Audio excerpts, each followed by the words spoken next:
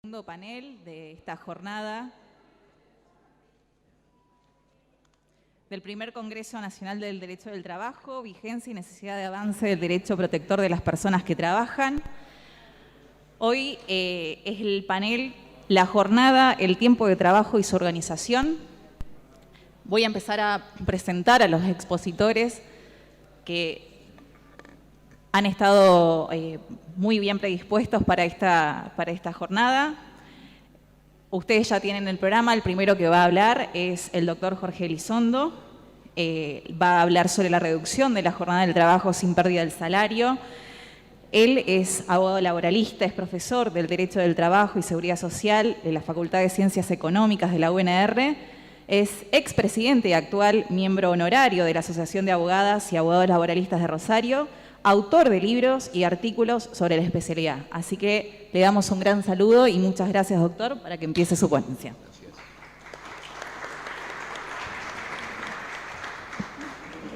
Bueno, ¿se escucha? Sí. Bueno, ante todo, muchas gracias, Vero, por la presentación. Y creo que este tema de la reducción de la jornada de trabajo, o para hacer más amplio, el tema del tiempo de trabajo y su relación con el salario también, es un tema central en nuestro país y en el mundo hoy. Aunque algunos no lo crean así, la lucha por la reducción de la jornada de trabajo es uno de los objetivos centrales del movimiento obrero internacional. Y aunque sea mucho más conocida las opiniones de algunos mandatarios, de algunos gobernantes como Jacinda Ardern en Nueva Zelanda, por ejemplo, o como la primera ministra de Finlandia, cuando hablan de que van a implantar la semana de 4 días. Yo creo que es necesario hacer una reflexión sobre el problema desde el punto de vista de los intereses y de los derechos del movimiento obrero y sindical.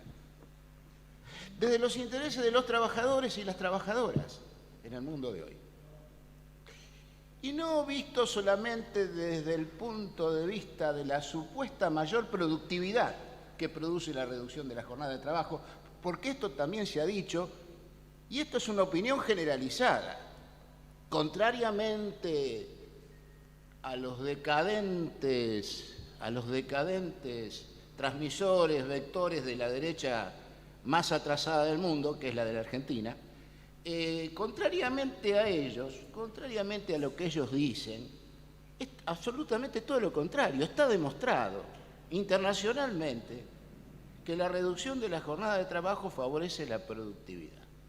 Entonces, miren, yo antes de hacer una reflexión jurídica sobre el tema, me parece que hay que hacer una reflexión en torno a la realidad económica. Los datos de cifra, por ejemplo, nos dicen que la participación de los salarios en nuestro país representaba el 51,8% del valor agregado. Fines del 2015, principio del 2016. Bajó a 46,1% en el 2019 y ahora estamos en el 43,1%. Seguimos bajando. ¿Hay más producción? Claro que hay más producción. ¿Hay crecimiento en la República Argentina? Por supuesto que lo hay. Hay mucho crecimiento. Pero esto no se traduce desde ningún punto de vista en mayores salarios y en una mejor distribución del producto. La fuerza de trabajo, tenemos que recordarlo, es una fuente de valor agregado y de plusvalía, pero también es un costo. Hoy muchos políticos y voceros del establishment nos dicen que el problema fundamental de la Argentina es el del costo laboral. Ahora, el costo es firme y definitivo. La realización de la plusvalía depende de la venta de las mercancías producidas y de la importancia que tenga la competencia. Entonces, el principal objetivo del capital no es la inversión productiva hoy, sino la minimización del costo de la fuerza de trabajo. Salarios y utilidades se oponen en la partición del producto global realizado. A ello se agrega la voluntad de reducir el riesgo de la competencia. El capitalista debe bajar el costo de la fuerza de trabajo que emplea con mayor efectividad que la competencia. O sea, tiene que buscar el costo menor posible. La baja puede ser absoluta, pero eso ocurre en tiempos dictatoriales, donde la actividad sindical está prohibida. Hoy no es absoluta, pero con mayor frecuencia sí es relativa. ¿Por qué? A través del aumento de la productividad del trabajo, por su intensificación, por el aumento de los ritmos de producción, por la mejoría de los equipos o por las dos cosas a la vez. Desde los años 70, hace mucho ya, la sumisión del empleo a la acumulación de capital se ha acentuado en virtud de la financiarización del capitalismo a escala mundial. El empleo se ha convertido en la principal variable de ajuste tanto a nivel de la macroeconomía como en la microeconomía. En la macroeconomía, bueno, ya sabemos, el recurso a la austeridad monetaria y fiscal en nombre de la lucha contra la inflación y la defensa de la moneda. Sabemos que eso no da ningún resultado, pero esa es la política dominante. En lo microeconómico es la flexibilización del empleo y del trabajo. Entonces, nos encontramos frente a dos posiciones antagónicas. La de la mayor parte del capital, que es la de la elevación aún mayor de la rentabilidad, y la negativa a aceptar la recuperación de los salarios devaluados de los trabajadores. Frente a la crisis, plantea bajar costos de contratación y de desvinculación. La de los trabajadores y gran parte de las organizaciones, algunas de las cuales está aquí presente, aumento general de salario a través de suma fija por decreto del Poder Ejecutivo, sin que eso excluya la lucha en las paritarias, pero hay que agregarle otra cosa que me parece que es lo que vamos a debatir hoy. Reducir las horas de trabajo diarias y semanales. De esa manera, recuperar el valor hora salarial compensando la pérdida de los últimos 6 años. ¿Qué perdimos? La clase trabajadora perdió un 26%. No hablemos en términos de dólares, porque es más de la mitad. Hablemos en términos de nuestra moneda. 26%. 20% con el macrismo, otros 6% posteriores. Entonces, necesitamos crear nuevos empleos, necesitamos la ampliación de los descansos semanales, a los cuales se va a referir el compañero en la próxima intervención, y recuperamos el valor hora salarial, porque esa, compensando la pérdida de estos años.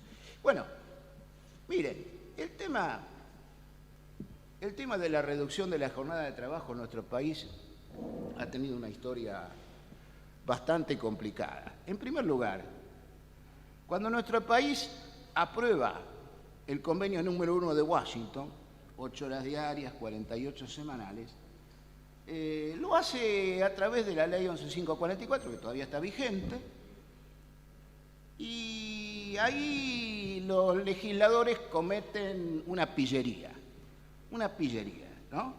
Es decir, 8 horas y 48, la reemplazan por 8 horas o 48. Conclusión, que los trabajadores y trabajadoras argentinas tienen una jornada normal de trabajo de 9 horas diarias. Luego vino el tema del sábado inglés, la 11640. El sábado inglés se comenzó en la práctica se negó. Estamos igual en el sentido que Francia, que nunca aceptó el sábado inglés, ¿no? Bueno, el sábado inglés prácticamente no existe como lugar. El tema pasa entonces por la necesidad, por supuesto, de respetar la jornada actualmente existente, pero impugnamos el artículo 196 de la Ley de Contrato de Trabajo. ¿Por qué? Ese artículo 196 es una herencia de la dictadura, de la cual no nos recuperamos nunca. Una de las tantas, Una de las tantas de lo que hicieron del trabajo destructivo que hicieron con la ley de contrato de trabajo de nuestro mártir Norberto Centeno. Pero muchas veces no se recuerda. Dice el artículo 196.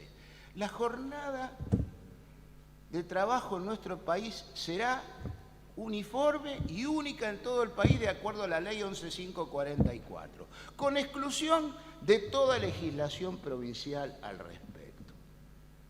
Claro, esto ha sido aplicado por jueces de la democracia como si este artículo hubiera quedado redactado en una forma absolutamente acorde con la Constitución Nacional y con los principios internacionales. Y es absolutamente todo lo contrario.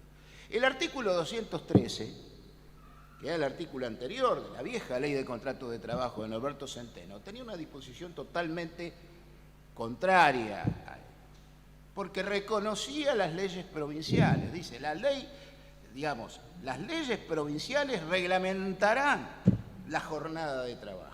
Entonces, ¿qué ocurre? ¿Qué ocurre? La jornada de trabajo, ajustada de acuerdo a las leyes provinciales, ¿qué implicaba? Las 44 horas. Las 44 horas nosotros en nuestro país las tenemos aproximadamente desde 1932.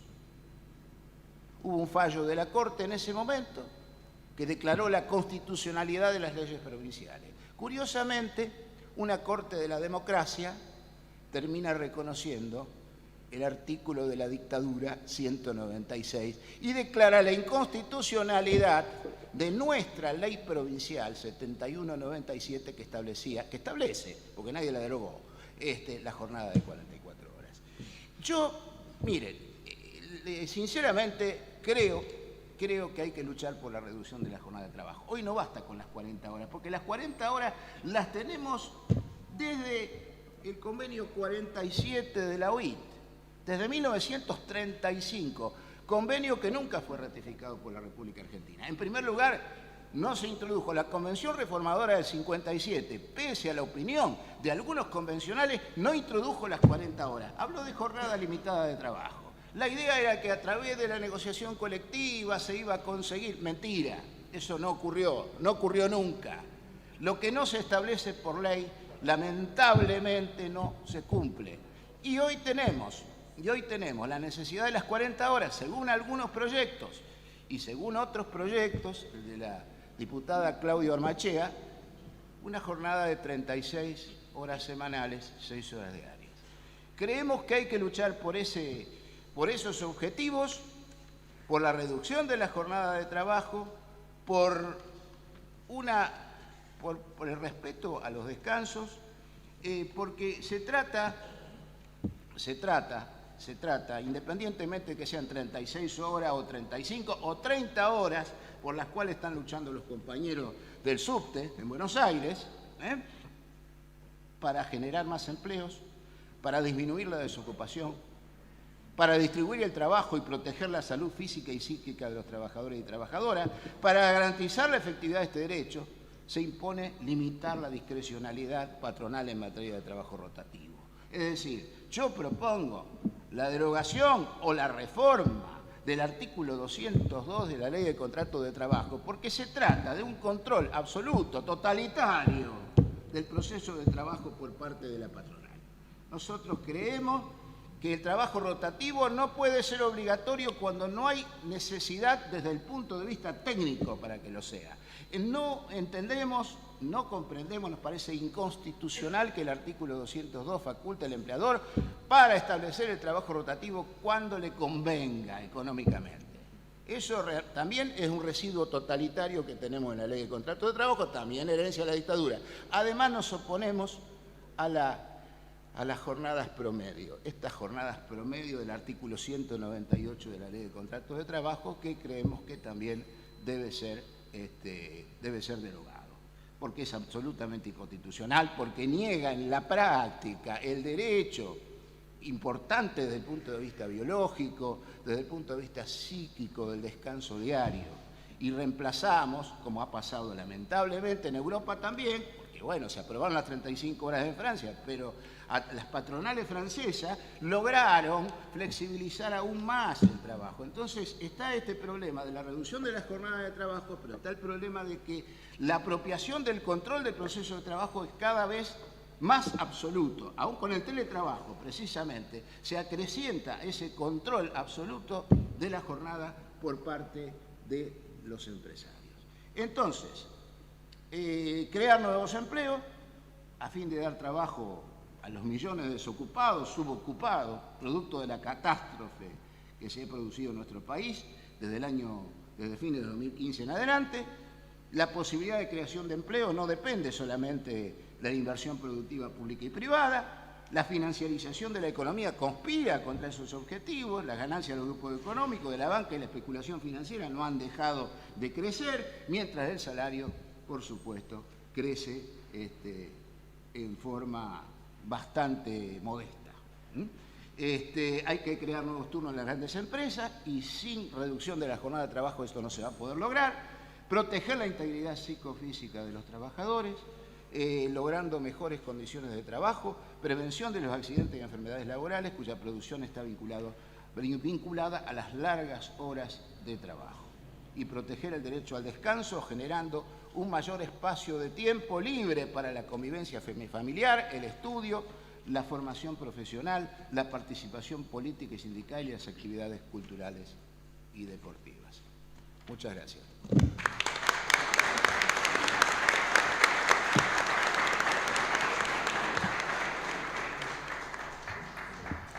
Bueno, ahora le vamos a dar la palabra al doctor Pablo Lorenzo, que nos va a hablar sobre la jornada máxima, mínima asegurada y descanso.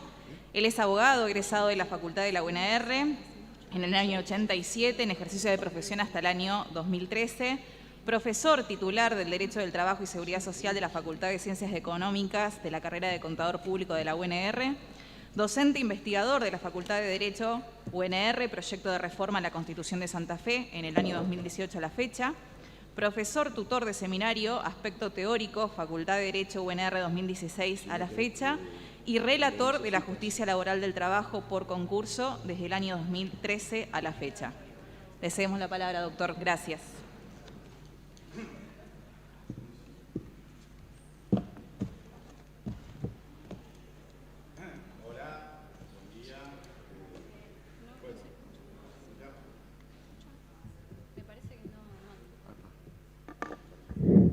Este.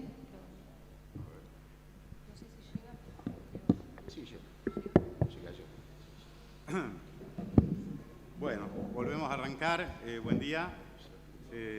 Ante todo, estoy muy agradecido que se me haya convocado para participar de este Congreso Nacional, de este primer Congreso Nacional. Dentro de un módulo tan interesante como es el tema de los descansos, de la jornada de trabajo. No sé si se está viendo. Bueno, hoy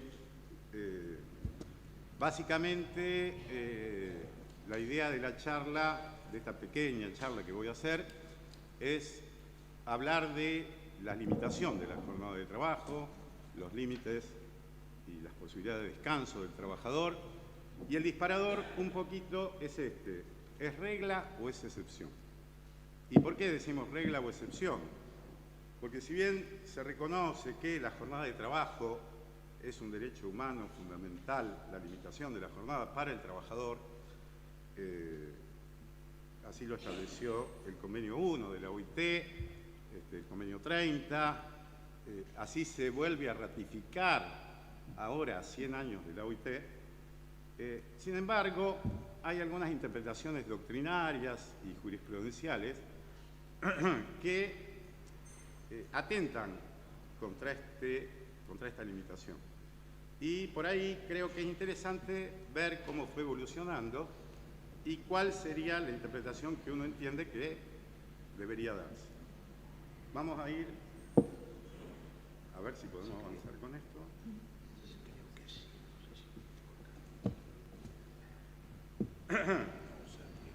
Bueno, decimos que los derechos de las personas que trabajan son derechos humanos fundamentales Eso se reconoció a partir del siglo XX fundamentalmente y surgieron de la disputa entre trabajadores y empleadores. A fin de la Primera Guerra Mundial, con el Tratado de Versalles, se hizo una propuesta de paz duradera y para ello, fundamentalmente, se reconoció el derecho al descanso de los trabajadores. Bueno, fundamentalmente se habló del tema de la soberanía del tiempo por parte del trabajador. En el año 2019 se vuelve a hablar de la soberanía del tiempo por parte del trabajador y se plantea la posibilidad de, además de limitar la jornada, de establecer jornadas reducidas que permitan desarrollar esa soberanía.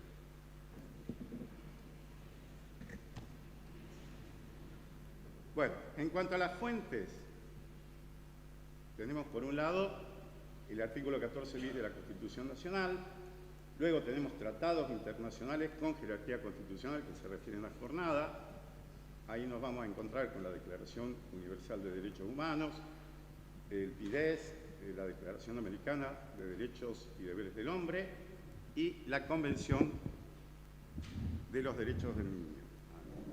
En cuanto a los convenios de la OIT, tenemos el convenio 1 del año 1919, el convenio 30, convenio 14, convenio 52. Estos fueron los ratificados.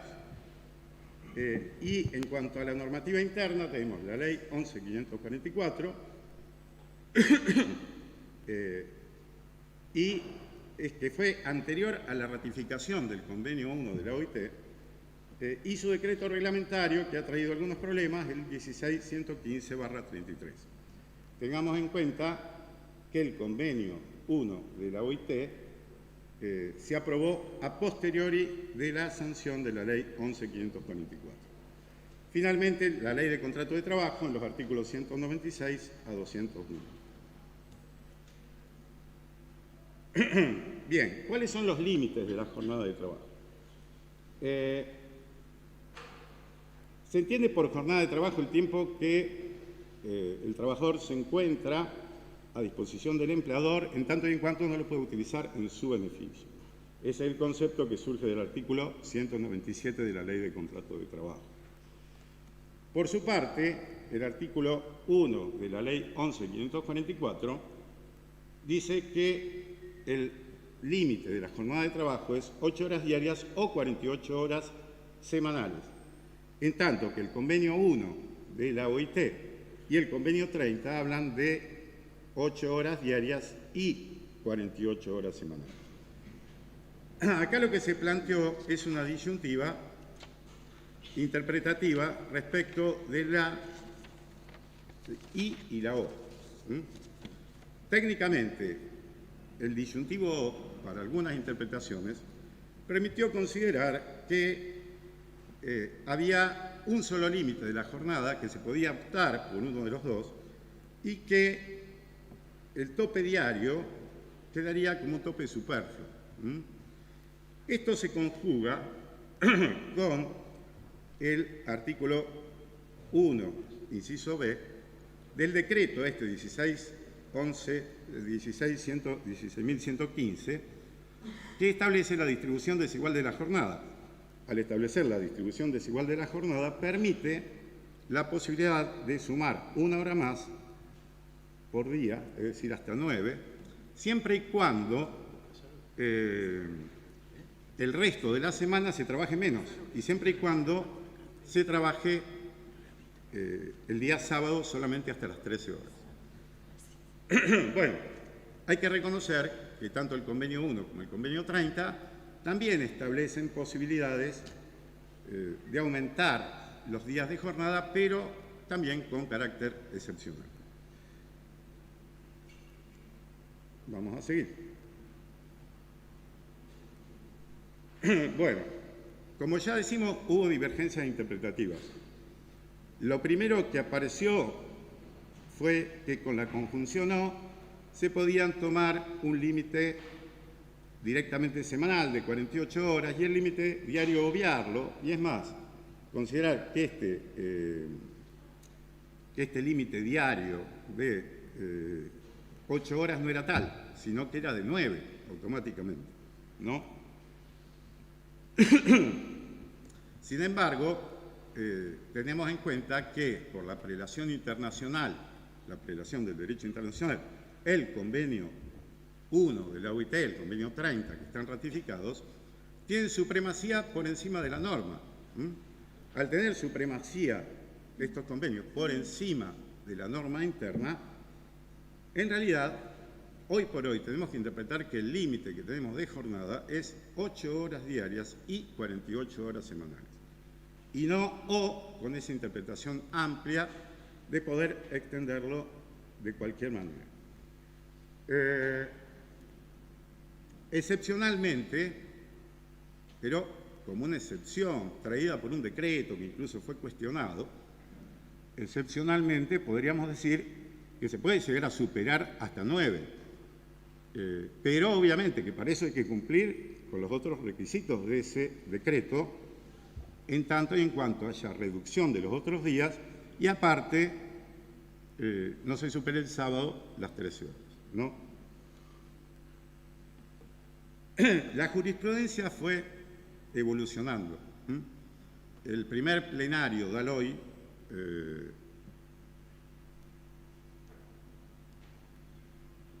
fue sumamente restrictivo en cuanto a la recepción de las horas extras, en tanto y en cuanto alguien, si no se superaba las 48 horas semanales, aunque hubiera pactado una jornada menor, no iba a percibir esas horas como horas suplementarias. Esto se modificó en parte el criterio en fretes, sí, donde se habló de la posibilidad de que se paguen como horas extras cuando la jornada estaba establecida por convenio colectivo. O sea, cuando la jornada reducida estaba fijada en un convenio colectivo, si se realizaban horas en exceso de ese convenio, consideró que no estaba incluido dentro de la interpretación de Daloy, pero que y que por eso se debían pagar como horas extras. O sea, empezó a dar un criterio interpretativo un poquito más amplio al límite. Pero después tenemos algunos fallos, como, qué poco que veo acá, Molinelli Marisol, del año 2004, donde ya habla de un límite de 48 horas semanales con un límite diario de 9 horas. Pero más interesante es el fallo Ohanian, del año 2013, de la Cámara, ambos son de la Cámara Nacional de Apelaciones, este de la Sala Quinta, donde directamente señala que la existencia de un tope alternativo fue consecuencia de la interpretación realizada por doctrina y jurisprudencia acerca del artículo 1 de la Ley 11.544, que establece el carácter alternativo del máximo diario y el máximo semanal por la conjunción ¿no es cierto?, señalándose la diferencia con la conjunción copulativa y que está inserta en el convenio 1 de la OIT. Con lo cual, claramente este fallo dice que se deben aplicar y se deben respetar los dos límites, y habla de los dos límites de 8 horas diarias y 48 horas semanales. Y es muy importante el último fallo de la Corte, que es del 1 de noviembre de este año, que es Cardona, y este fallo de la Corte ratifica la idea de que existen dos límites, uno diario y uno semanal. Si bien acá refiere a 9 horas, este fallo, y no a 8, en atención a la posibilidad de distribución desigual, es importante porque, adhiriendo al criterio del Procurador General, la Corte ratifica esta posición de que no puede alterarse el plazo diario en pos del plazo semanal de 48 horas ni disponerse, sino que existen dos plazos, dos topes, uno diario y uno semanal. Bueno, atento al tiempo que tenemos, que es poco, también vale aclarar que hubo, y este material, si quieren, se los puedo pasar a quien lo desee, hay diferencias también interpretativas en cuanto a cómo se paga la hora suplementaria. Y hay en distintos fallos, en distintos precedentes, se utilizaron distintos criterios, y si vemos, hay criterios que la pagan menos y hay otros que la pagan más. Pero no está unificado y es interesante ver cómo fue evolucionando. Otra cuestión es ver cuándo, si un trabajador realiza horas suplementarias en exceso de las 48 horas, ¿cómo se pagan? Si se pagan con un recargo del 50 o 100%. Porque si yo voy acumulando, va a depender de cuándo empiece la semana, para ver si esa hora suplementaria fue hecha el sábado después de las 13 o el domingo, o si fue hecha el lunes, martes o miércoles. Hay un precedente interesante, que es Corvo, con distribuidora, que dice que se debe computar en principio que la jornada de trabajo empieza el lunes. Y como empieza el lunes, normalmente esta interpretación es la más favorable para el trabajador, porque las últimas horas de la semana, que serían extras, es posible que coincidan con el fin de semana y puedan ser pagadas al 100%. Otro problema es la prueba de la hora extra, donde hemos tenido criterios restrictivos, sumamente restrictivos, que consideran que la hora suplementaria, hora extra, es algo excepcional, cuando hoy por hoy no lo es, de hecho, y que por eso requiere prueba estricta, prueba imposible, prueba diabólica, uno dice. Después, otras teoría intermedia que consideró, bueno, quizá es un hecho excepcional, pero requiere una prueba común, como otras circunstancias de la ley de los extremos del contrato de trabajo. Pero hay alguna jurisprudencia más avanzada que ya entiende la posibilidad de aplicar la presunción del artículo 55 a las horas extras. Y esto basado en el artículo 6 de la jornada de trabajo, de la 11.544, que establece la obligación del empleador, en caso de que se realicen horas extras, de llevar un libro, una planilla, con dichas horas extras. Con lo cual, si el trabajador acredita haber realizado hora extra sin acreditar ningún extremo, simplemente acreditando que trabajó fuera del horario de trabajo, fuera del límite de la jornada, el empleador debería presentar esta planilla para poder revertir los dichos del trabajador. Si no presenta esta planilla, obviamente se podría presumir, igual que otros extremos de la ley del contrato de trabajo, la realización de la hora extra. Y en este sentido hay varios fallos, inclusive algunos de la Sala 2 de acá de Rosario. Bien, y por último, para cerrar, dejo otro disparador relativo a descansos, y es respecto si se puede o no regular el descanso dominical en la provincia de Santa Fe o a través de alguna norma local. Y si bien nosotros tuvimos la ley 13441 y su decreto, y tuvimos la declaración de inconstitucionalidad por parte de la Corte, hay algunas cuestiones interesantes respecto de un fallo que es Municipalidad de la ciudad de Arroyito, que llegó a la Corte, que se resolvió en el año 2021, y es de una ordenanza que regula los descansos, dentro de esa comunidad, obviamente una comunidad más chica, y dentro de las atribuciones que le da la Constitución de Córdoba.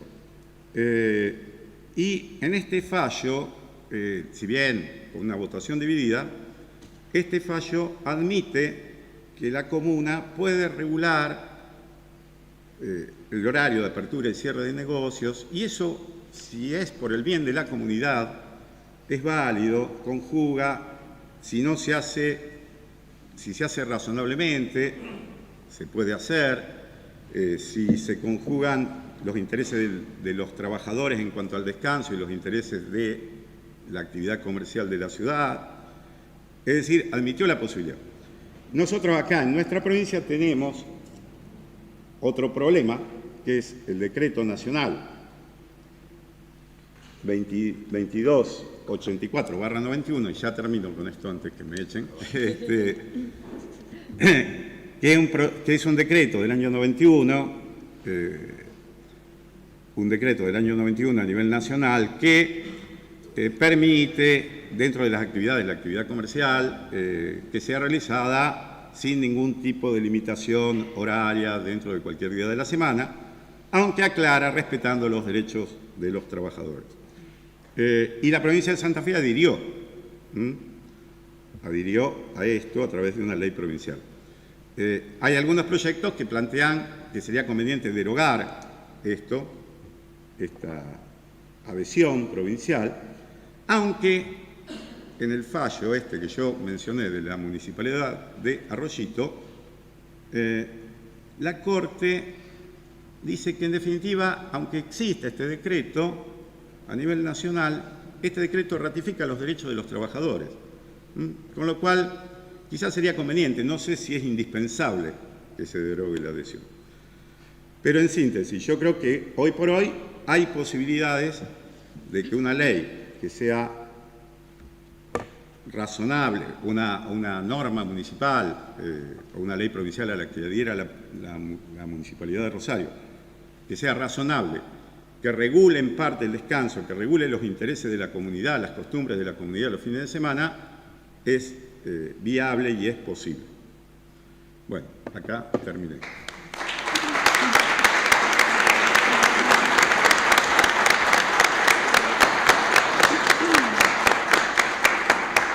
Muchas gracias, doctor. Una cosita nada más. Sí. Obviamente, como yo tiré varios temas juntos, la idea era tirar disparadores y queda abierta la posibilidad de charlarlo, debatirlo, los que estén de acuerdo o no, o que quieran comentar algo respecto de esto, porque fueron muchas cosas, ¿no? Gracias, doctor. Bueno, ahora prosigue la doctora Verónica Vidal. Ella va a hablar sobre el pago del tiempo que no puede disponer la persona que trabaja.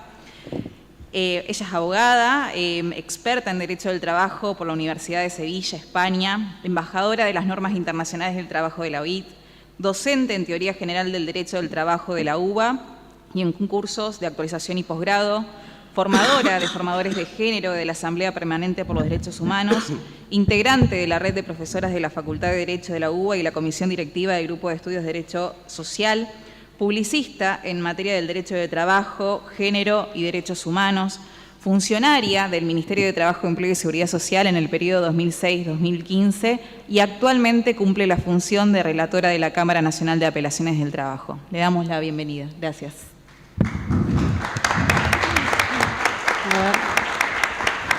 No me llevo muy bien con esto. Me dicen si... ¿Ahí se escucha? No necesito acercar. ¿Lo acerco más? Ahí va. Bueno, buenos días para todos y todas. Agradezco, por supuesto, la invitación a la Asociación de Abogados y Abogadas Laboralistas de Rosario y en especial al doctor Sebastián Serrano Aló, por el amigo Sebastián Serrano Aló, por permitirme, bueno, compartir algunas reflexiones sobre el tema y este panel con los colegas y las colegas. Bueno, mi tema es el pago del tiempo del que no pueden disponer la persona que trabaja. Me voy a poner el tiempo igual yo. No empezó a correr todavía. Ahí va. Bueno, el análisis del tema, bueno, parte de lo que hablaba el doctor Lorenzo antes, que tiene por supuesto que la jornada de trabajo es limitada. Por supuesto, el límite de la jornada tiene raigambre constitucional, no solo raigambre constitucional, ¿no?, sino que está reconocido en todos los tratados internacionales de derechos humanos y constituyó, como decía el doctor Lorenzo, una de las preocupaciones primordiales, ¿no?, desde la constitución de la Organización Internacional del Trabajo en 1919 y forma parte nada menos que de la materia que fue el primer convenio de la OIT. El hecho de que la adopción de la jornada de 8 horas como norma internacional figurase entre esas prioridades de la Organización Internacional del Trabajo respondía a una de las principales demandas formuladas por las organizaciones de los trabajadores y trabajadoras antes de la Primera Guerra Mundial. Las primeras normas que tenemos que regularon el contrato de trabajo y que estaban referidas a dos institutos que se regulan en el título 10 de la Ley de Contrato de Trabajo, trataban sobre jornada y descanso, ¿no? Tanto la jornada como el salario, que son las dos cuestiones que tenemos para analizar en este tema que me propusieron, conforman las dos condiciones más importantes que integran el vínculo de trabajo, de las cuales derivan las obligaciones fundamentales que asumen las partes, ¿no? La prestación de tarea y el pago de la remuneración, y que fueron además los aspectos en los que más abusos sufrieron las personas que trabajan en los periodos en que los estados se abstuvieron de regular el contrato laboral, generando entonces esto que decíamos antes, ¿no? Que se prestaran tareas durante jornadas extenuantes y por salarios irrisorios, con la correspondiente, por supuesto, afección de la salud, exposición a accidentes, enfermedades. Entonces es una preocupación esta que está en la génesis misma del derecho del trabajo. Ahora, en concreto, en cuanto al tiempo de trabajo de la persona que está a disposición y cómo se remunera, el artículo 197 de la Ley de Contrato de Trabajo cuando define jornada, habla de todo el tiempo durante el cual el trabajador esté a disposición del empleador en tanto no pueda disponer de su actividad en beneficio propio. Y agrega, integrarán la jornada de trabajo los periodos de inactividad a que obligue la prestación contratada, con excepción de los que se produzcan por decisión unilateral del trabajador. En cuanto al pago, el artículo 103 de la Ley de Contrato de Trabajo dispone: el empleador debe al trabajador la remuneración aunque éste no preste servicios por la mera circunstancia de haber puesto su fuerza de trabajo a disposición de aquel. Es decir, el lapso computable como trabajado abarca no solo el tiempo efectivo de prestación efectiva y concreta de servicios que aprovecha el empleador, sino el tiempo al cual la persona que trabaja pone su fuerza de trabajo a disposición de acuerdo a la organización del trabajo en la empresa, aunque no se ocupe. Cualquiera sea la razón por la cual motive, digamos, a la patronal a que no se ocupe a esa persona, asunción de riesgos empresarios, programar las tareas. Entonces, obviamente se debe leer este 197 con el 103, como decíamos antes, y se debe salario a la persona aunque no preste servicio por la mera circunstancia de haber puesto su fuerza de trabajo a disposición de la empleadora. Por ejemplo, el caso de la empleadora, cuando no puede cumplir con el deber de ocupación efectiva que regula el artículo 78, sin embargo, no está exceptuada de pagar salario. La concepción esta de estar a disposición y generar salario, no obstante, ya surge de la interpretación del Convenio 1 de la Organización Internacional de Trabajo sobre horas de trabajo, que si bien no definía qué se entendía por horas de trabajo, o sea, jornada de trabajo, después de la adopción de ese instrumento se convoca una conferencia de ministros en Londres en 1926 y en ella se va a acordar que horas de trabajo se designa todo el tiempo durante el cual el personal esté a disposición del empleador o de la empleadora. Y que van a quedar solamente excluidos, no se va a contemplar como jornada, los descansos. ¿Qué descansos? Los que regula el artículo 8 del Convenio 1. ¿Qué establecía el artículo 8? Que el empleador tenía que poner en lugar visible cuál es la jornada de trabajo, cómo se diagramaba la jornada y cuáles eran los periodos de descanso. Y durante esos periodos de descanso estaba prohibido emplear a la persona. En los convenios entonces 1 y 30, también al que se refería el doctor Lorenzo, se define horas de trabajo, jornada de trabajo, atendiendo al criterio de disponibilidad para el empleador. Me pongo a disposición, me tiene que ganar salario, comprende la jornada. Nuestro régimen, entonces, legal, adopta este criterio nominal, más allá del decreto 16.115 del 33, que es bastante más restrictivo, y se suele citar un fallo de la Corte de 1989, el fallo Luna, Juan y otro con Compañía Naviera Pérez Compán, nada menos, que por un lado proclama, ¿no?, que nuestra legislación nacional adopta este sistema nominal o el tiempo de disposición del patrono.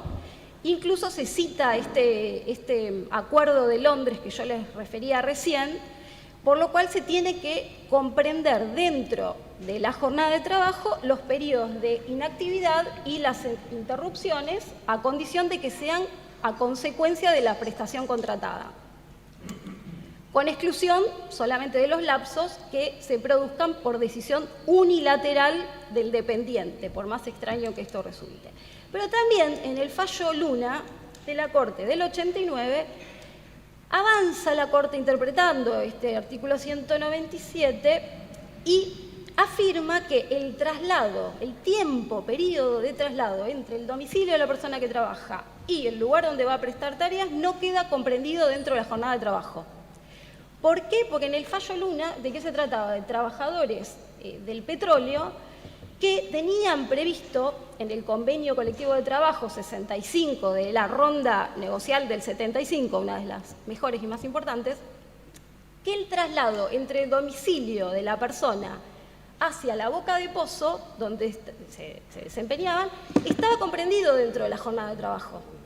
Reitero, estaba comprendido dentro de la jornada de trabajo, dentro de la jornada de trabajo no, estaba comprendido dentro, pago con un plus adicional. Si bien entendían, bueno, esto no está dentro de la jornada de trabajo, el periodo de tiempo que va entre el domicilio y la boca de pozo se abonaba con una retribución especial. Pero, decía el convenio, no está dentro de la jornada de trabajo, ¿sí?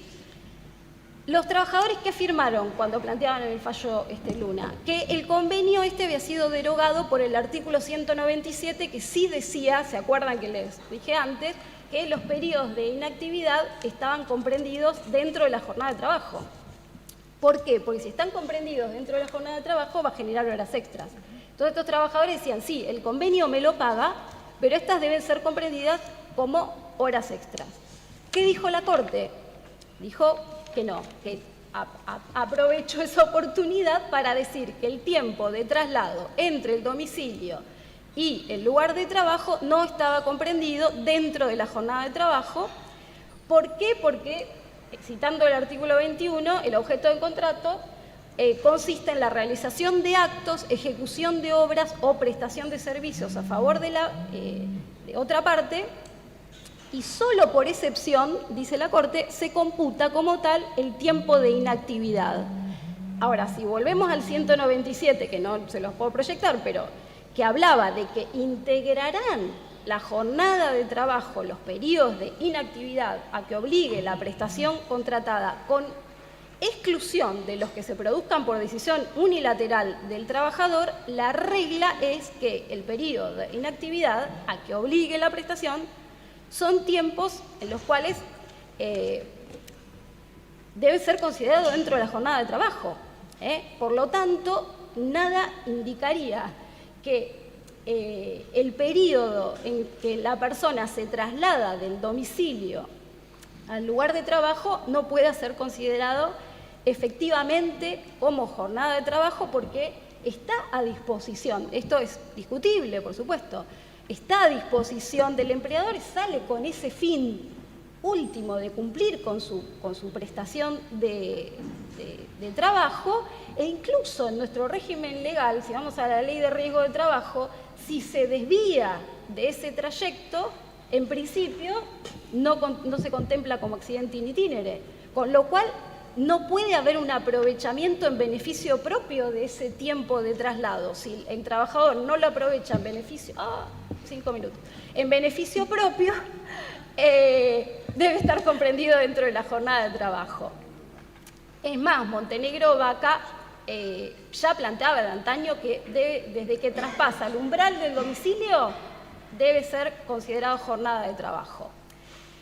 Me voy a saltear una parte respecto de los periodos de inactividad, distintas casuísticas para trabajar. A mí me parece interesante que en algún fallo de la Suprema Corte de Buenos Aires se citaba esta circunstancia, que van a estar comprendidos los periodos de inactividad o de descanso con este criterio, cuando la persona no esté condicionada ni supeditada a las necesidades funcionales de la empresa. Esto me parece muy interesante porque rememora el artículo 65 de la Ley de Contrato de Trabajo, que establece que las facultades de dirección que asisten al empleador deberán ejercitarse con carácter funcional, atendiendo a los fines de la empresa, a las exigencias de la producción, sin perjuicio de la preservación y mejora de los derechos personales y patrimoniales del trabajador. ¿Qué quiero decir con esto? Que solo en razón de una necesidad de exigencia de la producción, de un carácter funcional, es que se justifica esa asignación de poder de una persona sobre otra, con ese límite. Y por lo tanto basta que la persona, a mi criterio, se ponga a disposición y esté condicionada a algún tipo de esas exigencias funcionales de la empresa para que ese periodo de tiempo, aunque no esté efectivamente trabajando, sea parte de la jornada y sea remunerada. Si no, obviamente, de otros modos, estaría desconociendo el sentido humanista que tiene el derecho del trabajo, la centralidad que tiene la persona que trabaja como eje de la regulación y como sujeto de protección preferencial. Y a su vez estaríamos justificando la asignación de poder de una persona sobre otra solo porque detenta el capital, lo cual conduce necesariamente a formas de esclavitud que están solapadas detrás de una actividad laboral supuestamente libre. Ya voy terminando, prometo. Despotín decía que el problema, entonces, de la limitación, estoy corriendo mucho, de la jornada de trabajo, se señalan dos orientaciones definidas. Una, la que pretende que el trabajo comprende toda la vida de la persona, jornada integral.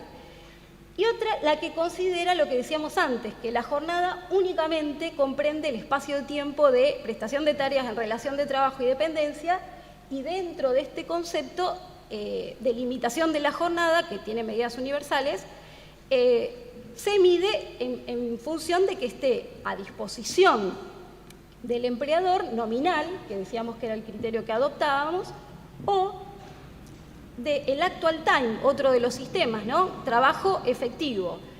El trabajo realmente prestado, o sea, el que resulta después de descontar los lapsos que se pierden por ejemplo, demoras de entrega de material, conversaciones entre las personas que trabajan, cualquier otro tipo de distracción. Trabajo efectivo, que, como les dije antes, no es el que nosotros adoptamos.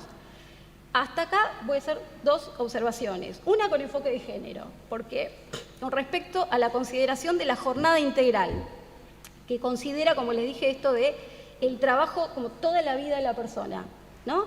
¿Por qué? Porque ya Engels hablaba en 1844, en El origen de la familia, la propiedad privada y el Estado, que el primer lugar de plusvalía es el hogar. Y allí las mujeres sufren una doble plusvalía. ¿Por qué? Porque las tareas que tienen asignadas, y que seguimos teniendo asignadas, de cuidado y tareas domésticas y demás, que tienen un alto valor económico, le permiten ahorrar al empleador, también disfruta, ¿no?, de eso que implicaría pagar ese costo, al menos un salario más alto. Entonces, ese tiempo de trabajo que se insume a las mujeres, evidentemente consume toda nuestra jornada integral durante toda la vida.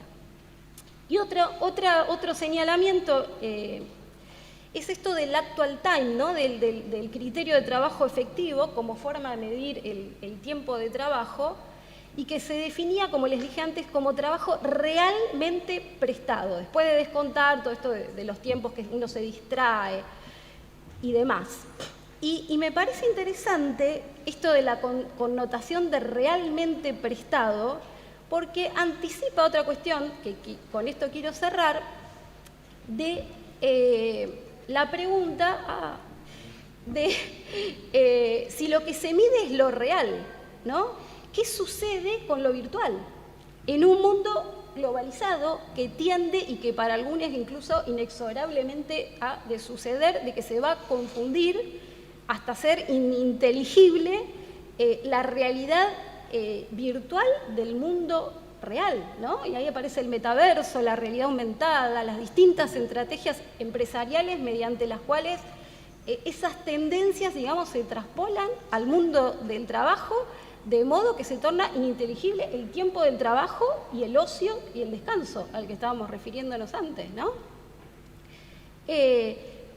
Bueno, acá aparecen también estos tipos de trabajos sobre llamada, ¿no? Que yo respondo a una llamada telefónica y me tengo que presentar a trabajar. ¿Qué sucede con esos periodos de trabajo? Son modalidades de trabajo, en este caso se denominan guardias pasivas, se ven en muchos casos en los profesionales de la medicina, pero también aparecen otros fenómenos, por ejemplo, del teletrabajo, del trabajo mediante plataformas, de los que van a hablar mañana.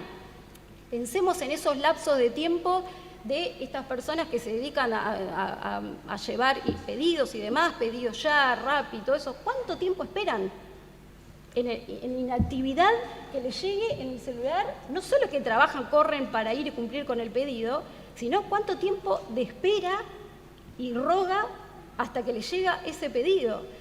Y ese tiempo de trabajo no solamente no se paga, sino que incluso lo más grave es que no se reclama y que se pone en duda el derecho de exigir la tutela de en tanto trabajador o trabajadora de esas personas, como si pudiéramos hablar, como decía mi amigo Leandro Masiva, de un sinfín de empresarios en bicicleta. Frase célebre de Leandro. Y más aún, la consecuencia de la pandemia, no sé si recuerdan, ¿no? Se puso en evidencia el riesgo que sufrieron estas personas en la vía pública. ¿Por qué? Por acortar esos tiempos muertos. Corrían, ¿no? Para todo el tiempo llegar a cumplir con esos pedidos, porque ese tiempo de trabajo no se paga.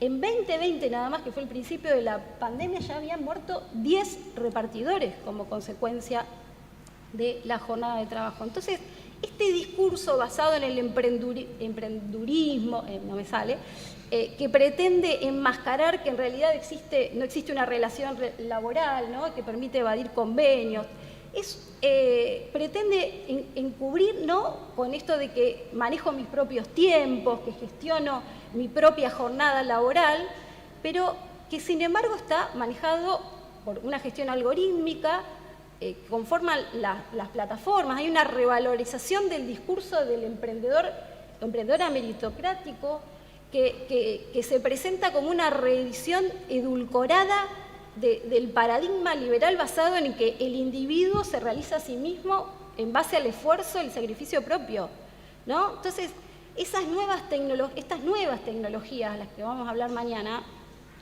ya termino, han hecho surgir, ¿no? Estas modalidades de trabajo que llevan a nuevas formas de relacionarse con el tiempo. Desaparecen esas fronteras espaciales y temporales que evocan a formas de organización de periodo preindustrial, y que la OIT incluso alertaba sobre la posibilidad de convertir a estas personas en jornaleros digitales. Es decir, termino con esto, se vuelve con estos tipos de estrategias empresarias a un criterio de medición del tiempo de ese trabajo efectivo de que les hablaba. Solo cuando presto tarea me pagan. No hay distracción, como si yo fuera una máquina, como si fuera parte de una tecnología. No tengo posibilidad de medir ese tiempo, que me abonen ese tiempo, entonces tengo que exigirme aún más de mis capacidades biológicas para poder recibir una remuneración que me permita subsistir. Se impone un discurso hegemónico, y esto me recuerda a Byung-Chul Han, un filósofo surcoreano, que sostiene esto de que los individuos nos explotamos actualmente en esta fase del neocapitalismo, nos explotamos a nosotros mismos, ¿no? Él, en Psicopolítica, Neoliberalismo y Nuevas Técnicas del Poder, empieza con una frase de Jenny Holzer, que es una artista conceptual, que dice: protégeme de lo que quiero, ¿no? Y pone en evidencia entonces cómo opera el deseo en la sociedad contemporánea, ese deseo del éxito. Yo tengo que ser exitoso, y la culpa de ese fracaso las personas se la atribuyen a sí mismas. solo a sí misma, no al Estado, no a las políticas públicas, no a estas estrategias empresarias. Entonces, no voy a decir nada más y voy a cerrar con esto. Es responsabilidad, tenemos una responsabilidad todos, la sociedad toda en su conjunto, ¿no? y los operadores y las operadoras jurídicas de dar esta batalla cultural y evitar que la justicia social se convierta, que realiza esto que propone las jornadas, ¿no? La vigencia plena del derecho del trabajo, que esa justicia social se transforme en un mero espejismo. Bueno, muchas gracias.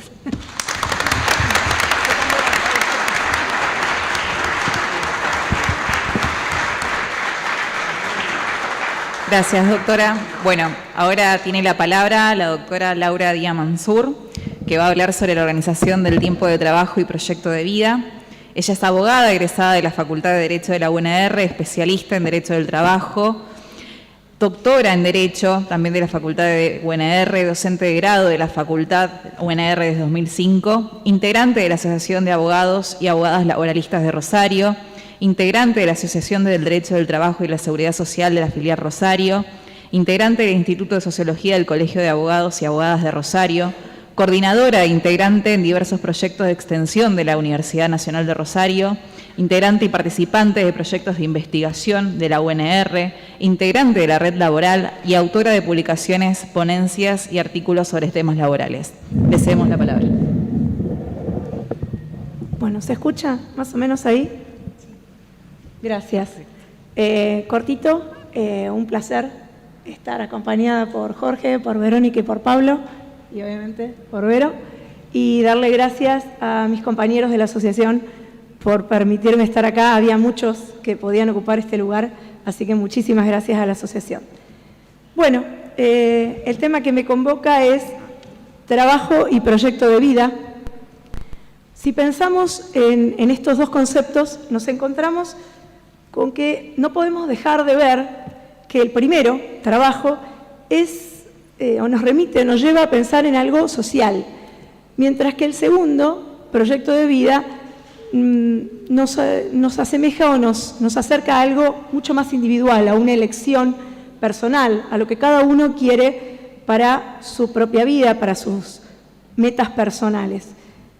Quizá este sea el motivo fundamental por el cual la vinculación de estos dos conceptos resulta absolutamente compleja, en muchísimas ocasiones conflictiva y también de subordinación de uno a otro. Siempre lo individual estará atravesado por lo colectivo. Siempre el proyecto de vida estará atravesado por el trabajo. La preponderancia de uno o de otro de estos conceptos estará también influenciada por el momento social, por la sociedad en que estamos viviendo y fundamentalmente por el modelo económico imperante. Dicho esta pequeña introducción, voy a hacer referencia a lo que yo denomino un árbol de problemas. Pero bueno, en principio tenemos nuestro derecho del trabajo que regula las relaciones que surgen de uno de estos fenómenos y que tiene un dinamismo, sin dudas, cuando hablamos de derecho laboral, hablamos de una de las ramas del derecho más dinámicas, una de las ramas más cambiantes y que avanza con enorme rapidez. Pero en los últimos tiempos la sociedad ha tenido avances vertiginosos. Acá se ha hablado inclusive de tecnología, de inteligencia artificial, avances que nuestro derecho laboral trata de llevar de la mano, pero que a veces esa rapidez y esa celeridad con que la sociedad corre no le permite alcanzarlo. Esa, precisamente, es una de las ramas de este árbol de problemas. La regulación del trabajo impacta en el proyecto de vida de las personas que trabajan. Y pensemos, por ejemplo, en nuestra ley de jornada de trabajo. Nuestra ley de jornada de trabajo es de 1929. Sin lugar a dudas, el proyecto de vida de aquella época no es el mismo que el que nos podemos observar o nos convoca en la actualidad. Obviamente, también, del año 1934, tenemos otra ley, una ley de licencia por nacimiento, una ley que en ese momento estaba destinada a la mujer, a quien iba a ser madre. Y hoy, muchos años, muchos ya después, no vemos demasiados avances en lo que a las licencias por nacimiento de un hijo refiere, salvo algunos, y muy breves. Esta licencia continúa exclusivamente, o casi en todas partes exclusivamente, en relación a la madre. Algunas veces se le da algunos días al padre. Pero bueno, esto, sin lugar a dudas, en la década del 20 y del 30, el proyecto de vida era de una forma muy distinta a la que tenemos hoy. Y lo evidenciamos en nuestro derecho. Nuestro derecho laboral ha avanzado, sí, pero no está alcanzando o no está logrando esa meta que es la vertiginosidad con la que nuestra sociedad avanza. No la estamos llegando. No podemos concebir un derecho laboral dinámico y en permanente evolución y encontrar que el proyecto de vida se ve truncado por el trabajo, cuya regulación tiene que ser la herramienta fundamental para acompañar y regular estos cambios sociales. ¿Cómo es hoy, actualmente, un proyecto de vida? ¿Nuestro derecho del trabajo lo acompaña? ¿Permite la realización de la persona que trabaja como tal, en su aspecto de trabajo, en su ámbito de trabajo, pero también en su aspecto personal y social? ¿Lo estamos acompañando con nuestro derecho? Cuando pensamos en proyecto de vida vienen a nuestra mente muchas ideas. Para todos seguramente algo diferente. Pensamos en pareja, pensamos en familia, pensamos en hijos, pensamos en ser profesional o no, asistir a una universidad, metas personales, tiempo de ocio. Todo eso forma parte, sin lugar a duda, del proyecto de vida de todos y cada uno de nosotros. Tenemos que tratar que este derecho laboral tan dinámico, que sin dudas tenemos, y estas leyes laborales acompañen a este proyecto de vida. Necesitamos un concepto social de trabajo y el derecho que lo regula debe proporcionar a las personas que trabajan poder realizarse. Decíamos que este árbol de problemas, como quise denominarlo, tiene muchas ramas, es bastante frondoso. Cuando empezamos a vincular proyecto de vida y trabajo nos encontramos con un árbol con muchas ramas y de allí se desprenden muchas más. Y si pensamos en género, ahí encontramos que la mujer tiene, sin lugar a dudas, en este ámbito y en lo que hace a la realización de su proyecto de vida, muchas más desventajas. Observamos, por ejemplo, que las tareas de cuidado no remuneradas, que parecerían ser exclusivas de la mujer, aunque en algunos casos por ahí ha ido modificándose, evidentemente traen aparejado muchísimas limitaciones. Limitaciones en las decisiones sobre el proyecto de vida y limitaciones también en el ámbito del trabajo.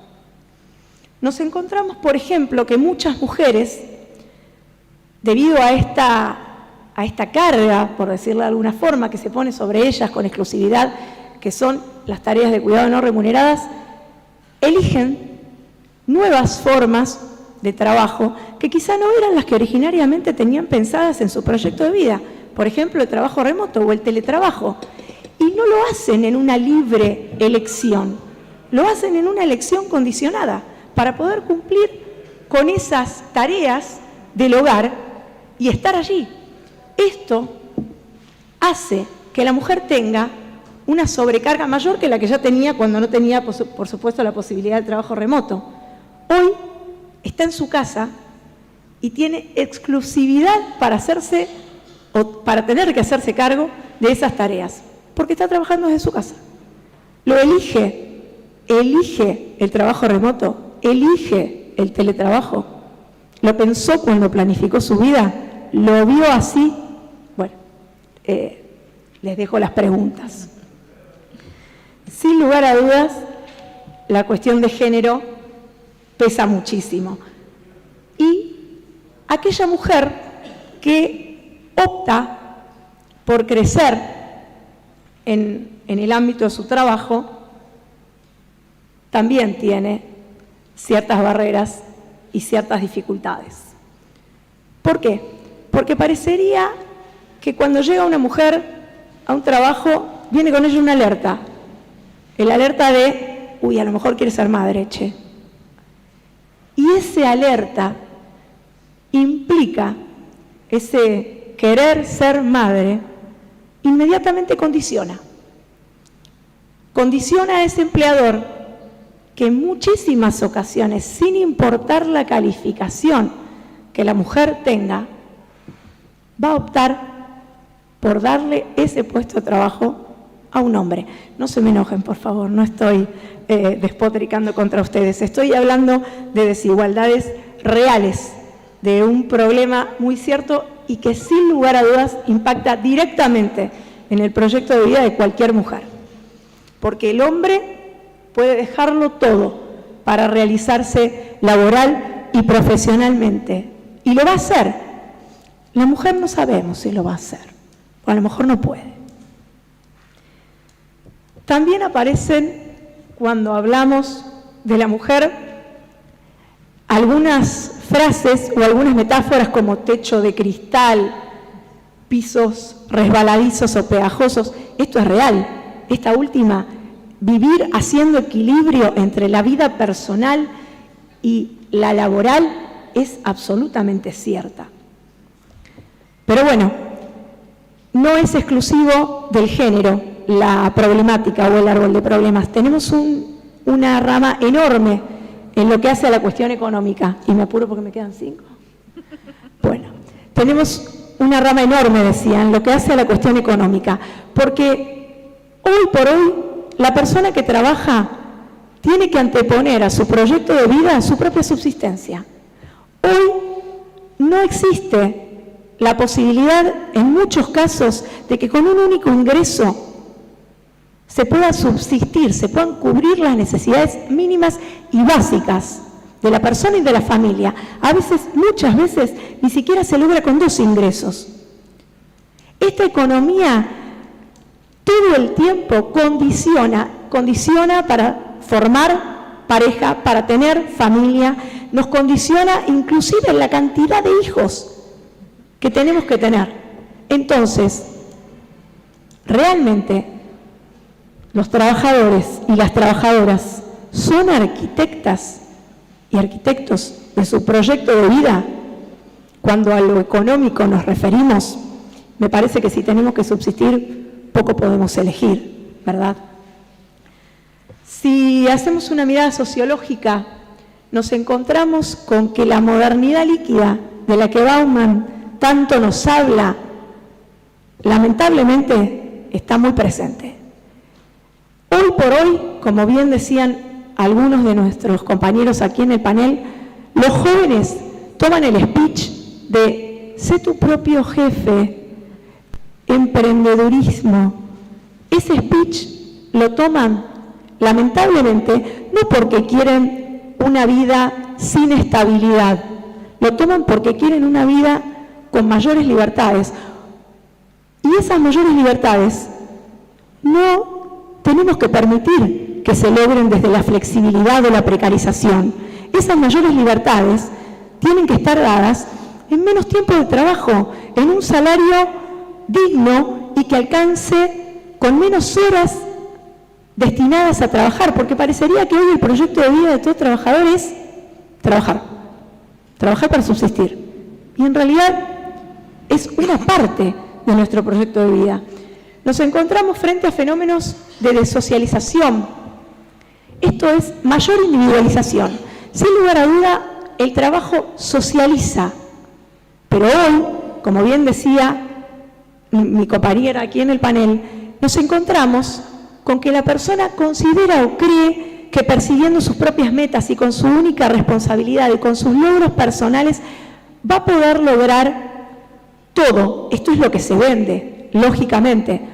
Lo único que esto logra es mayor vulnerabilidad, desocialización, como dice, y perder esa noción de que la unión hace la fuerza, que el trabajador y la trabajadora no deben perderlo nunca. Lamentablemente está sucediendo.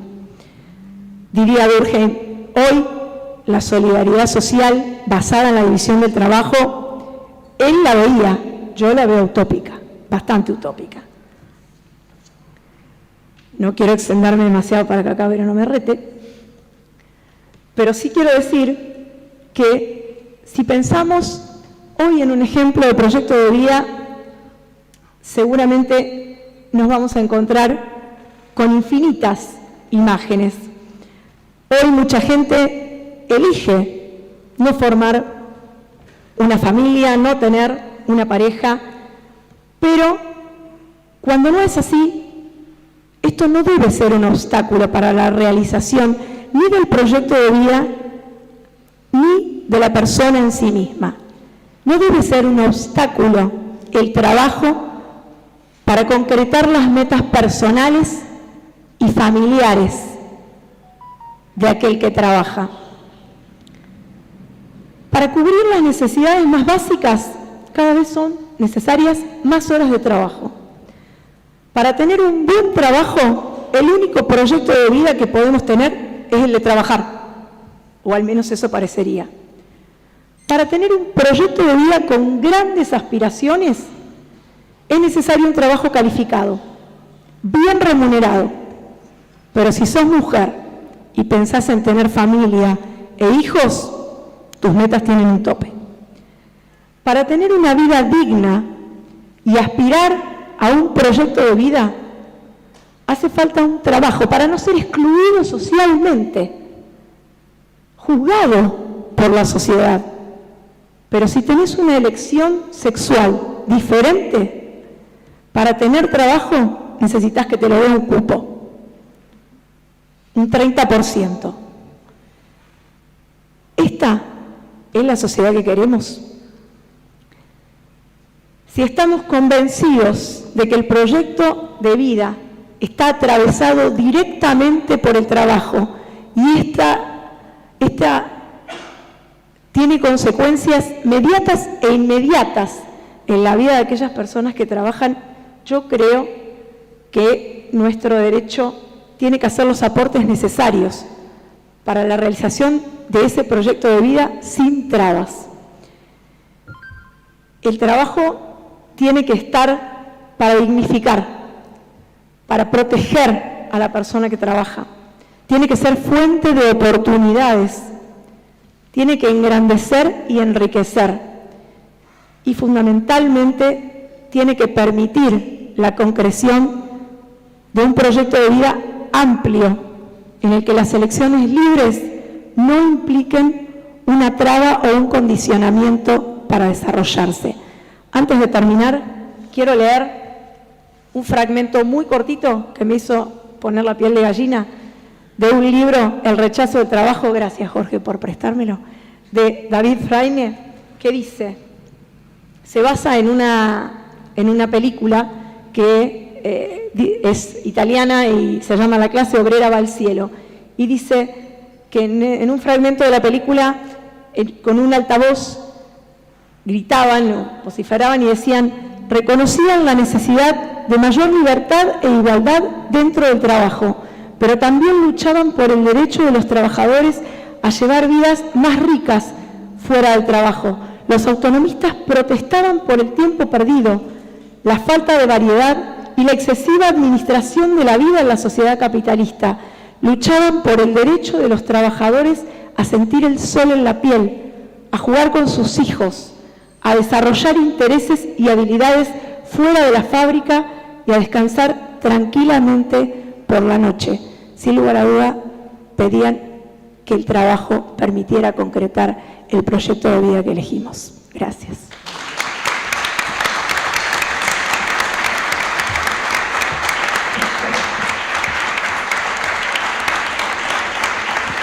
Bueno, muchas gracias, María Laura.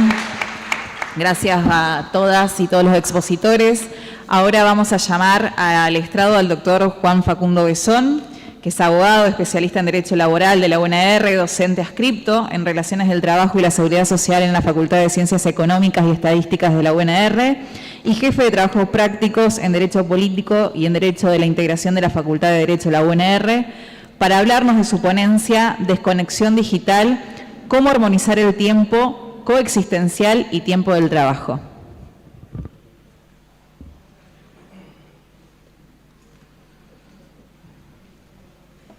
Bueno, buenos días a todos y a todas.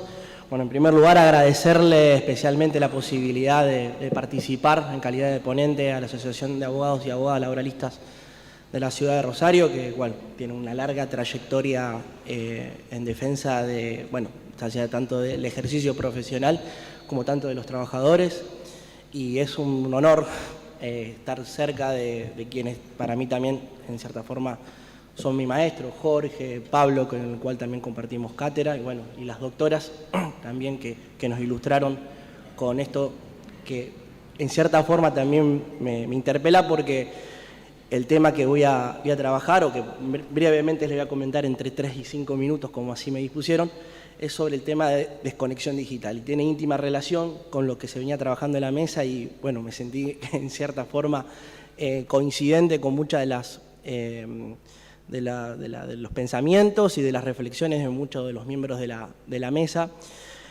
Principalmente, estamos transitando hoy en día esto que el Foro Económico Mundial llama la cuarta revolución industrial, que viene un poco a romper con la tradición de las diferentes revoluciones industriales, con la incorporación de las nuevas tecnologías de la información y la comunicación, y en este sentido, como hoy esas nuevas tecnologías no solamente nos interpelan en nuestra vida coexistencial, y esto lo tomo por supuestamente de la fenomenología existencial de Carlos Cosio, y cómo hoy no solamente nos interpela, decía, en nuestra vida cotidiana, sino en nuestra vida del trabajo. La difuminación entre el tiempo de trabajo y el tiempo de la vida, de nuestra vida coexistencial y de nuestro proyecto de vida, como bien señalaba la doctora Díaz Mansur, hoy es un elemento a los fines de trabajar arduamente. Vemos que no hay alguna falla o no hay algún vacío legal en nuestro rico ordenamiento jurídico, más allá de algunas cuestiones, algunas críticas a las cuales me sumo, que hizo el doctor Jorge Elizondo con respecto al 196 en especial, pero no voy a volver a cuestiones que ya se trabajaron en la mesa en cuanto al carácter de la jornada nominal, ¿no? Y al respecto de la jornada mínima establecido por nuestro ordenamiento jurídico superior en nuestra Constitución Nacional, artículo 14 bis, el respeto a la jornada mínima, pero así también en la Convención 1 y 30 de la OIT. Y en función de eso yo no veo ninguna falla en cuanto al respeto que tiene que tener de la desconexión digital. En ese sentido, me parece fundamental hoy, y por supuesto desde esta visión fenomenológica que un poco hacía alusión la doctora Díaz Mansur en cuanto a cuánto hoy de la intromisión que tiene por parte del empleador a través de las tecnologías de la información y la comunicación se viola efectivamente el proyecto de vida del trabajador. El proyecto de vida del trabajador en cuanto a lo que se puede señalar como, lo que digo yo, es un daño por goteo al proyecto de vida del trabajador en cuanto a que la libertad propia del trabajador en de definir y de elegir entre diferentes opciones se ve coartada por ese requerimiento constante a veces del empleador ante determinadas exigencias propias que se tienen que ventilar en el ámbito laboral. Esto sumado, ¿no?, a nuevas formas de organización de trabajo, por ejemplo, el trabajo con hora cero, el trabajo a tiempo ilimitado, trabajo de distribución irregular de la jornada, trabajo a demanda, trabajo por objetivos. Esto también conlleva y se suma a esta idea, ¿no?, a esta costumbre que está arraigada en nuestro día a día laboral. ¿Cómo podemos pensar, cómo podemos abordar esta cuestión de la desconexión digital? ¿Lo podemos abordar como un derecho, como una obligación? Yo creo que es dos caras de la misma moneda. En primer lugar, es un derecho subjetivo, una prerrogativa que tienen los trabajadores, principalmente, de evitar, ¿no?, cualquier tipo de comunicación por parte del empleador sin sufrir ningún tipo de represalias en función de la comunicación por fuera del horario de trabajo, pero también es un deber por parte del empleador de no enviar ni comunicaciones por fuera de la jornada de trabajo. Yo creo que en ese sentido es lo que tenemos que empezar a abordar, más allá, repito, de que nuestro ordenamiento jurídico ya reconoce el límite de la jornada. Es necesario volcarlo, ¿no? Acá decían que hay personas de los sindicatos, volcarlo, ¿no?, en las discusiones en la negociación colectiva. Es necesario empezar a discutir en el marco de las empresas, en el marco de la representación en el lugar de trabajo, estos límites que se deben imponer. Pero asimismo también creo que debe existir, y es necesario existir, una intervención directa del Estado en función de regular, existir mecanismos, la forma de regular en lo que es nada más ni nada menos que el poder de policía de trabajo, encontrar mecanismos a los fines de poder evitar justamente este avasallamiento y, como decía anteriormente, este daño por goteo al proyecto de vida del trabajador, en el cual a veces es interpelado y por supuesto que su desarrollo y su cotidianidad se ve afectada, ¿no?, y la conciliación entre la vida de trabajo y la vida personal, en esto que yo decía, tiempo coexistencial y tiempo de trabajo, se ve totalmente interrumpida y por supuesto esta armonización no se podría dar. Para cerrar, brevemente, porque tengo muy poco tiempo y mucho para decir, pero bueno, dar significado que es necesario, más allá de lo que ya tenemos legislado, ya lo que tenemos normado, empezar a trabajar específicamente con estas tecnologías de la información y la comunicación, porque claramente, como decía la doctora Yamasur, hoy la velocidad con la que se manejan las innovaciones en este campo es impresionante y el derecho parece ser que viene muy lejos, muy lejano en cuanto a la respuesta. Creo que principalmente el abordaje tiene que venir por parte de políticas concretas del Estado, una mayor intervención, creo yo, en lo que tiene que ver con la policía de trabajo, pero también empezar a trabajar concretamente en la negociación colectiva, en los reglamentos de empresa y también, ¿por qué no?, darle mayor fuerza y la visibilidad a través de una legislación.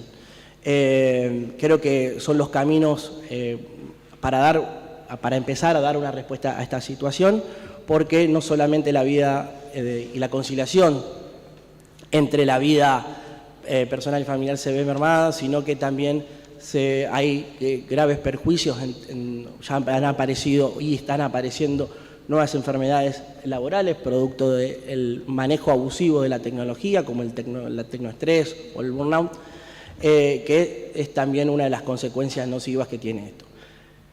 En muy brevísimo tiempo me acoté, no quería volver a repetir muchas cosas que dijeron en la mesa, pero bueno, es un tema, me parece, que da para discutir, trabajar y ver cómo, como laboralistas y también en conjunto, por supuesto, con el movimiento obrero y los empleadores también, se puede trabajar, porque creo que a un empresario, un trabajador quemado, un trabajador que esté sobreexigido y no le conviene.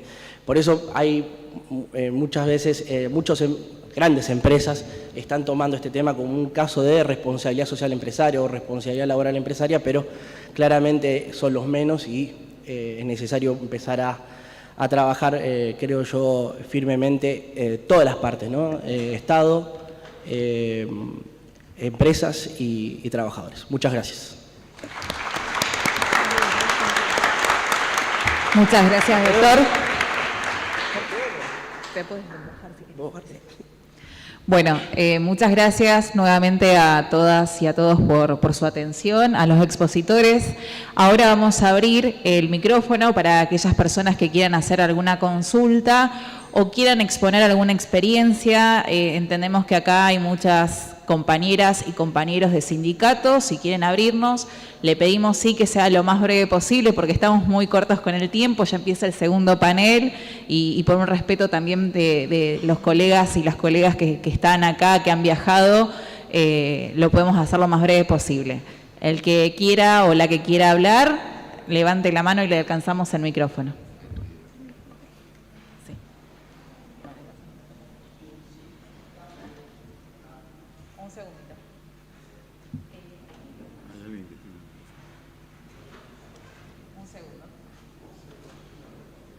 No sé si es necesario.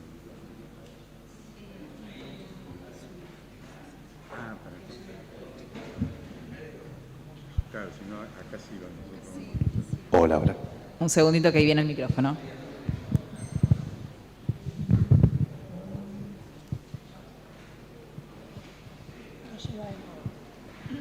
Gracias.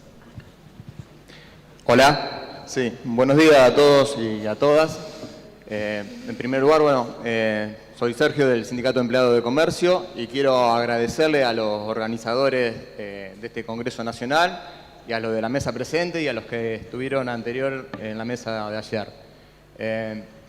Con respecto, a lo que se ha estado hablando, y en esto estoy de acuerdo, con lo que planteó justamente Elizondo de derogar el artículo 202, planteado en la dictadura militar, pero también tenemos que tener en cuenta justamente que se cercenaron muchos derechos también de los trabajadores en época de democracia, que fue en los años 90 en la reforma laboral del menemismo, con los contratos basura y una de las instancias en lo cual también se hizo el planteo del decreto 2284/91, que más específicamente justamente es el artículo 18, en el cual se le permite justamente la apertura de los comercios, que no es un servicio público realmente, y es una instancia en la cual los empleadores han utilizado para explotar más a los trabajadores.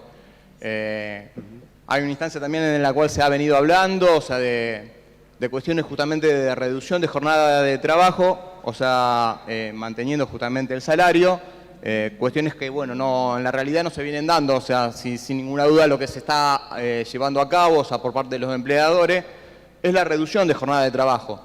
Porque en vez de contratar justamente un personal de 48 horas, contratan personal de 24 horas, contratan dos personal de 24 horas, con el fin de que, si un personal de 48 horas se les llega a enfermar, pierden una persona, pero en cambio si tienen dos personas que son de 24 horas, si esa persona se le enferma, a la persona que se encuentra trabajando le adicionan las supuestas horas extras que no son horas extras porque si no se pagan justamente como jornadas de horas reducidas, explotándolo aún mucho más.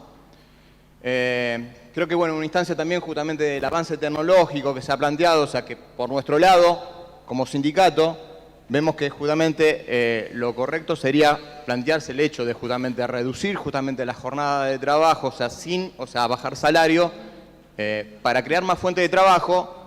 Los empleadores justamente lo están utilizando para que se pierda justamente fuente de trabajo, porque lo vemos en sí también en los comercios que quieren implementar justamente las famosas cajas automáticas de cobranza, que lo que implica justamente es implementar la tecnología para no tener justamente personal de trabajo, en lo cual para ellos justamente es un gasto extra el trabajador. Mi intención es simplemente hacer justamente esa acotación y desde ya, les agradezco el habernos escuchado.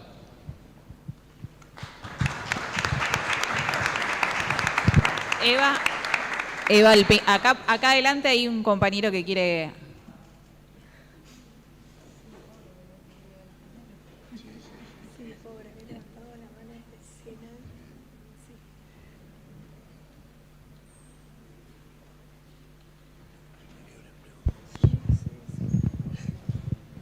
buenos días a todos y a todas. Me paro porque generalmente hablamos parado en el sindicato. Bueno, primero agradecer a Jorge la invitación que nos cursó para participar de este congreso. Nosotros, la verdad que estamos muy reconfortados porque hoy el panel que expuso justamente habla de una temática que nosotros el año que viene cumplimos 20 años de haber logrado la reducción de la jornada de trabajo sin reducción de salario y con una creación de aproximadamente 400 empleos. Entonces, creemos que va en dirección de una problemática que es estructural, como es el desempleo, y que justamente ir en esa dirección implicaría que muchos trabajadores y muchas trabajadoras ingresen al mercado laboral. Entonces creemos y estamos convencidos que la única salida que tenemos los laburantes es justamente pelear por la reducción de la jornada de trabajo. Dentro de 3 horas nosotros vamos a estar realizando el segundo paro como parte de un plan de lucha que hemos lanzado esta semana, donde hemos paralizado la línea D, hoy paralizamos la línea E por el término de 1 hora y apertura de molinetes también. Y creemos que es un plan que va a ser de largo plazo, pero la idea es reducir la jornada a 30 horas semanales, entendiendo que esto va a seguir generando puestos de trabajo. Dicho esto, y yendo a la pregunta concreta, porque me piden que haga la pregunta, es como contrapunto, esto ayer se lo preguntaba a Lucho Ramírez, uno de nuestros abogados, que seguramente muchos de ustedes conocen. Sí, desde los abogados laboralistas, como contrapunto, ¿no?, a esta ofensiva que plantea la derecha, que plantea el neoliberalismo en relación a la reforma laboral, como contrapunto nosotros, en vez de rechazar, vamos a la ofensiva.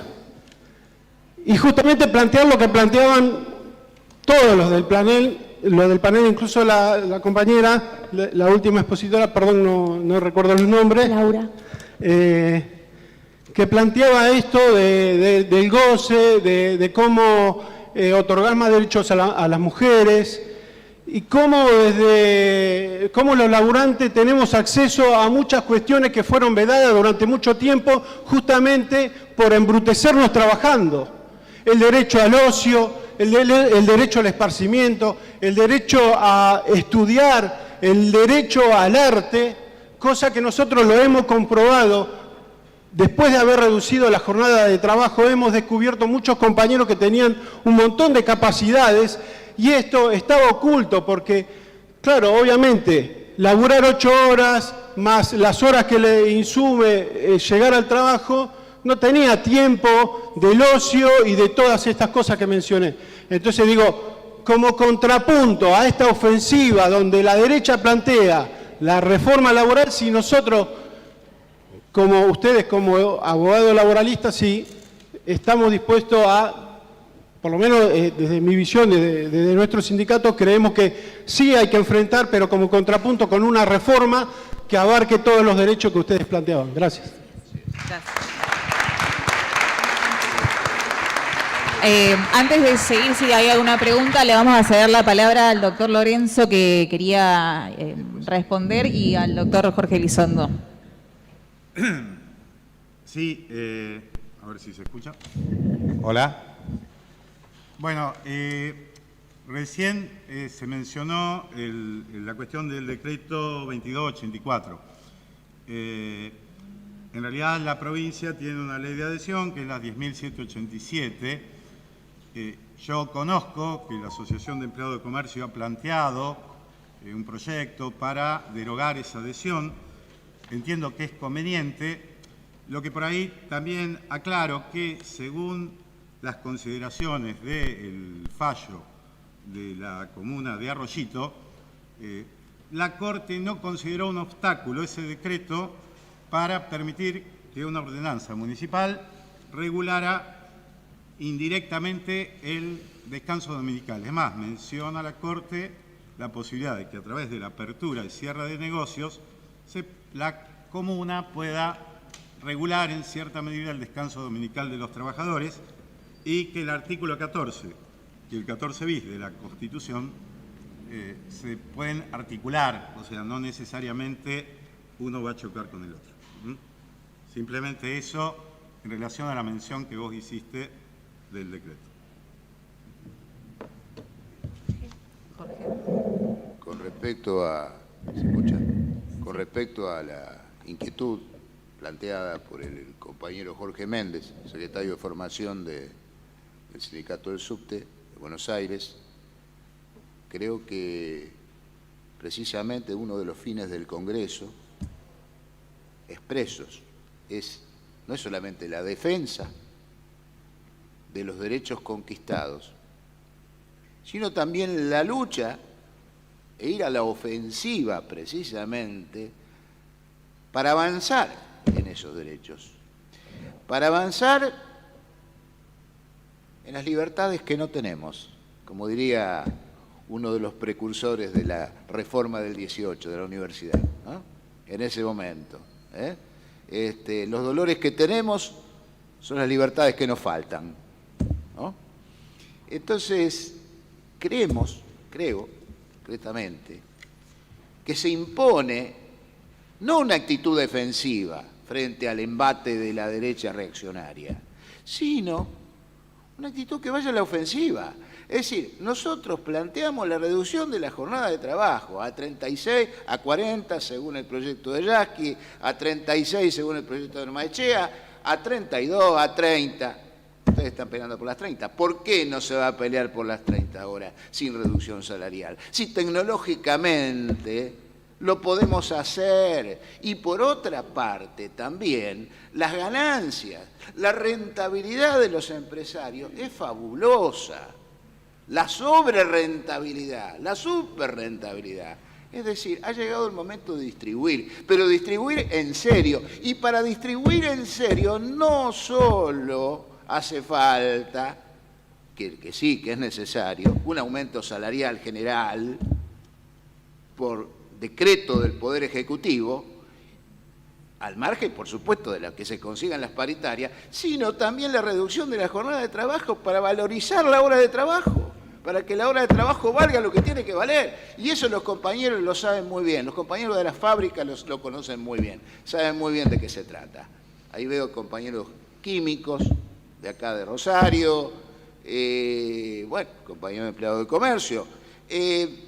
Yo creo, nosotros frente al proyecto de la derecha enarbolamos la reducción de la jornada de trabajo, planteamos la obligatoriedad de todos los comités mixtos de salud y seguridad en el trabajo en todo el país. Planteamos la necesidad, sí, también, de reconocer que la ley 23551 tiene que ser modificada, no en el sentido de terminar con el modelo sindical argentino que algunos pretenden, no, en el sentido de incorporar compañeros que están bajo responsabilidad otorgada por sus organizaciones sindicales. Por ejemplo, el compañero secretario de Formación, el compañero tiene fueros, como se dice comúnmente, o no los tiene, puede ser despedido. Si no tiene cargo gremial, podría ser despedido. ¿Y por qué va a ser despedido si es un compañero elegido por los trabajadores para cumplir determinadas funciones? Es decir, ese tema de la necesidad de reformar la ley 23551 precisamente para dar mayores posibilidades de representación y también la protección de la estabilidad de todos los trabajadores en momentos de elecciones sindicales, porque no vaya a ser que, como suele ocurrir, el que pierde las elecciones pierde el trabajo y sus compañeros también. Bueno, son algunos de los temas que creo que hay que discutir seriamente, porque si no nos quedamos en la actitud defensiva Y nos van a decir que somos conservadores. No somos conservadores. Hablan de modernización. Queremos la modernización, queremos la actualización y queremos realmente un derecho del trabajo que sirva a las personas que trabajan, a sus familias y a la sociedad en su conjunto. Gracias. Bueno, agradecemos una vez más por estar participando de este primer congreso. Hacemos una aclaración respecto a las ponencias, porque entendemos que hay poco tiempo, pero bueno, es así. Las ponencias van a ser publicadas en la revista de la asociación, así que cuando estén las vamos a publicar en nuestras redes para que las puedan leer con mayor detenimiento y demás. Vamos a cerrar este panel para dar la bienvenida al panel que sigue. Desde ya, muchas gracias a todas y a todos.